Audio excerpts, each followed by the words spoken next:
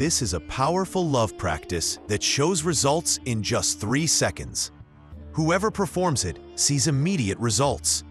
There's no need to feed or give anything to the person. You only need to perform it in your imagination, i.e., visualize that person. First, what I'm going to tell you are the blessed phrases, Asma-e Mubaraka.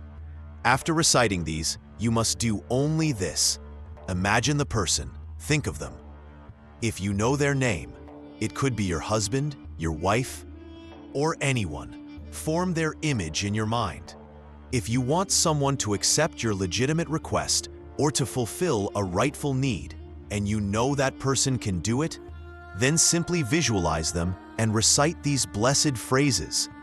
I will tell you exactly how to recite these blessed phrases. After doing this practice, speak to that person, call them or contact them. Insha'Allah, they will be compelled to agree. Tenderness and love will be created in their heart, and such affection will arise that they will no longer refuse your request. People say this works in 3 seconds, and many have written in to confirm this. Likewise, if someone is oppressing another person and someone else performs this practice, the oppressor will stop interfering. This is considered the most powerful practice for creating love, hub. It can even turn a bad-tempered person to the good side, removing malice and ill nature from their heart. Any ill intent can also be removed through this practice. You must perform this practice with wudu, ablution. Do not perform it without wudu. Keep in mind that this practice is also very effective for influencing people. Another method is to perform the ritual over a fruit and then feed that fruit to the person. By the blessing of the practice, the person's desire for you increases. Similarly, when there is disagreement between husband and wife, this can be done to remove hostility. Hatred transforms into love. I have described 2 methods.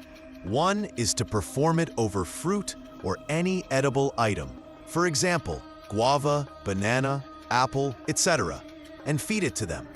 By its blessing, love is generated in their heart. The other method is visualization only. If feeding or giving something physically is difficult, simply visualize them and perform the ritual on that imagined image. Inshallah, love will arise from that too. First, recite Durud-e-Pak, blessings on the Prophet 11 times upon the Prophet's blessed person. After reciting Durud-e-Pak, then recite these blessed verses, ayat, 11 times. If you are near the person, you can even blow softly into their left ear. Perform the blowing/dam. Do this only if you are physically near. If you are far away, then visualization alone is sufficient.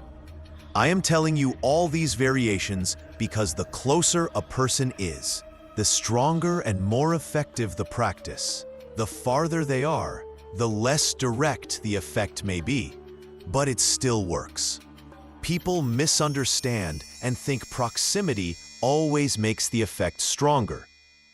Proximity does increase effectiveness, but distance does not remove the effect entirely. I have explained both ways. Either perform the dam, blowing or ritual, over a fruit and make them eat it, or first recite Durud-e-Pak 11 times, and in between recitations, recite the blessed ayah 11 times.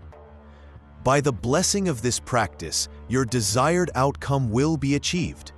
Whether it is convincing someone, getting your point accepted, or fulfilling a rightful need. It is literally a 2-word ayah and a blessed verse from the Quran. Almost every person, young or old, can memorize it. That is why, if you are going to an officer, judge, or someone of authority to get them to accept your legitimate request, recite this, and then, as you leave, visualize standing before them and perform the dam. Insha'Allah, you will feel the effect within 3 seconds. Similarly, if there is a dispute at a gathering or in your household, and you want to reconcile people or know the truth of someone's heart, you can use this verse. But if you use it for an illegitimate purpose, you will be sinful and will bring harm upon yourself. That is the caveat about using this practice. I am explaining to you both the benefits and the harms of this practice. These days, as you know, circumstances are difficult, and many people, whether for lawful or unlawful purposes, turn to spiritual practices to get their wishes fulfilled. But remember, the harm from using it for the wrong purpose will be just as great as the wrong itself. Therefore, never use this practice for anything unlawful, because this is a Quranic practice, based on a verse of the Holy Quran. For example, if you go to someone's house with a marriage proposal and they refuse, you can do this practice at that time. But if someone tries to use it for an unlawful or forbidden relationship, then Allah's punishment will be very severe upon them. We neither allow such use, nor do we advise anyone to do it, nor do we perform it for anyone. That is why such people should not contact us. Many people keep troubling us with repeated calls, but their only intention is to pursue some forbidden and sinful relationship. This is absolutely impermissible. On the other hand, those people who are facing difficulties in their lawful spiritual practices will definitely benefit from this practice. Insha'Allah, they will receive additional acceptance, and paths of ease will open up for them. Now listen to the verse, Ayah Karima. The number of recitations is not very large. It is quite short. You must recite it exactly in the number I have specified. If you have disputes, or if you have fallen into disfavor with someone, or if you have a very hardened enemy bent on harming you, recite this and perform dumb upon them in imagination. Inshallah, tenderness will be created in their heart.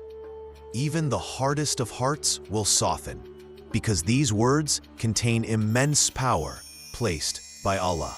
All of Allah's speech is full of blessings, and we see the miracles of the Quran every day. The Quran has its own nature. Whatever intention you read it with, Allah grants blessings accordingly. For example, if someone recites it over a sick person, Allah grants healing. If someone recites it at the time of death, seeking ease in the departure of the soul, Allah makes the soul's departure easier. If someone recites it with the intention of success in all affairs, Allah grants success in all lawful matters. If someone recites for cure, Allah grants cure. Just like when Surah Ar-Rahman is recited, Allah has placed immense blessings in it for healing from every illness. This is why it is said, all deeds depend upon intentions. If the intention is correct, the practice will bring benefit. If the intention is corrupt, not only will it fail to benefit, but it may bring harm. Because if you go down the wrong path, you will face harmful results. If you go on the correct path, you will surely gain benefit. These are matters of understanding, which is why we repeat them often, because new people are always coming, and they too must be informed. That is why you should also like the video and express your opinion in the comments.